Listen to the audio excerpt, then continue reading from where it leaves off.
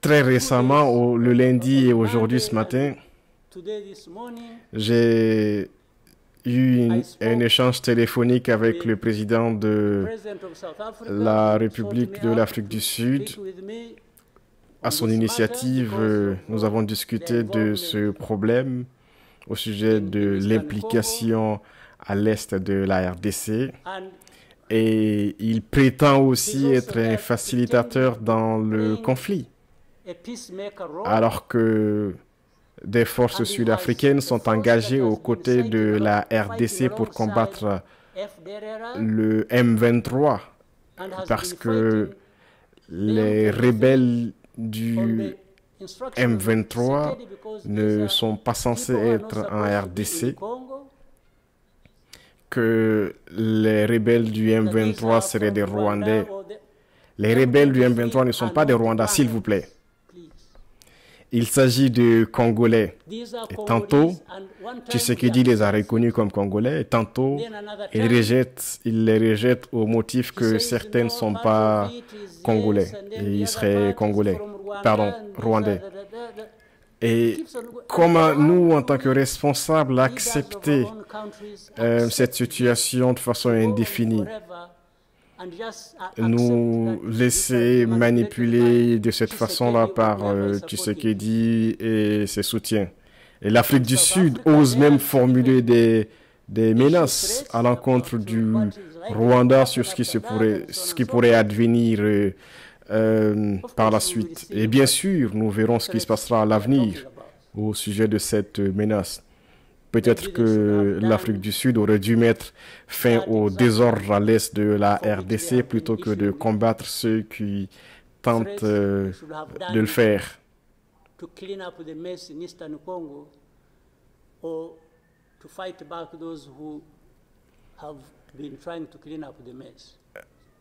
Donc, vous avez toute la communauté internationale qui est complètement confuse sur le sujet.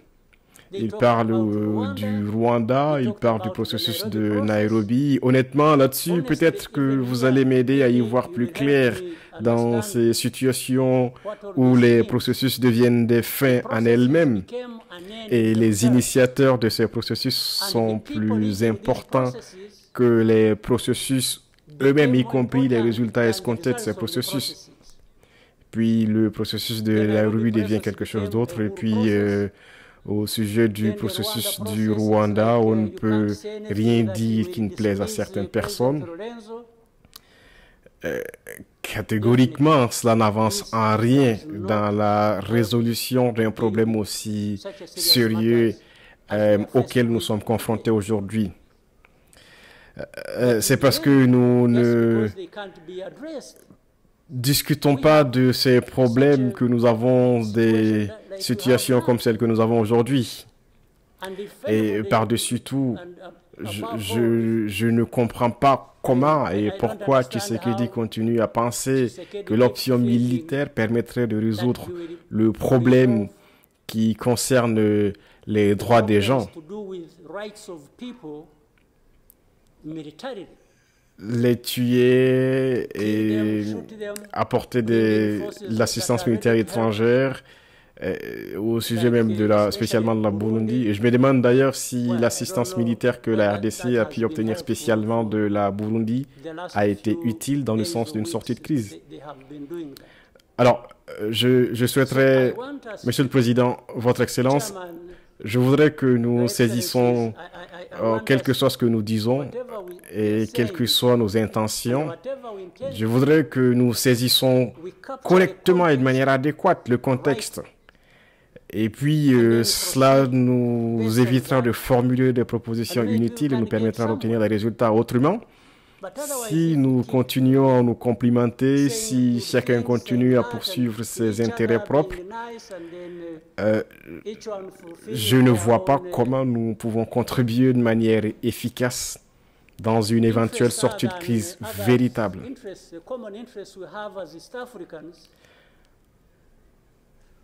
Then I don't see how we are going to contribute effectively to finding a solution. Mais vraiment, que la communauté d'Afrique de l'Est soit expulsée de l'un de ces pays, la RDC, sans aucune forme de procès, au vu et au su de tout le monde, sans la moindre réaction, est anormal à mes yeux. C'est la raison principale qui nous a conduit à la situation que nous connaissons aujourd'hui. Je ne comprends pas pourquoi l'assistance de la communauté doit être apportée selon les seules conditions de l'assister, en l'occurrence de la RDC. Donc, très récemment, enfin, peut-être que je devrais attendre des conseils d'autres personnes. Ça n'est pas un jeu, c'est un problème très sérieux d'évidence, parce que cela concerne la vie des gens. Et l'autre jour, il y a 2 ou 3 jours, il y a eu des morts à l'est de la RDC, à Goma. Une douzaine de personnes sont mortes et une centaine blessées. Nous nous occuperons certainement de ce problème. Il n'y a pas de doute là-dessus. Je vous remercie, Monsieur le Président. Voilà donc la traduction en langue française de l'intervention du président Paul Kagame lors du 24e sommet extraordinaire de la communauté d'Afrique de l'Est. Bon, on découvre. En tout cas, c'était une occasion de voir un président Paul Kagame très défiant, d'abord vis-à-vis du président de la République démocratique du Congo, le président Félix Tshisekedi, auquel il s'est toujours référé à son nom de famille, Tshisekedi. Il ne l'a jamais appelé le président de la République démocratique du Congo, ce qui est diplomatiquement discourtois, on va dire. Et puis, il a voulu lancer un message très clair au président de la République d'Afrique du Sud, le président Cyril Ramaphosa, qui est impliqué d'une certaine façon dans une perspective de sortie de crise, mais on sent Paul Kagame qui reproche au président de la République sud-africaine d'être ou de vouloir jouer le juge alors qu'il est parti, parce que visiblement Paul Kagame ne voit pas d'un bon œil, on va dire ça comme ça, l'engagement ou le fait que les forces sud-africaines soient engagées sur le terrain aux côtés des forces armées de la République démocratique du Congo. Bon, clairement, il veut mettre en garde les autorités burundaises. Bon, on n'ira pas plus loin. Et aussi, je crois qu'il en veut aussi, d'une certaine façon, c'est une façon de parler. En politique, on ne peut pas dire que les uns en veulent aux autres. En tout cas, il verrait d'un plus...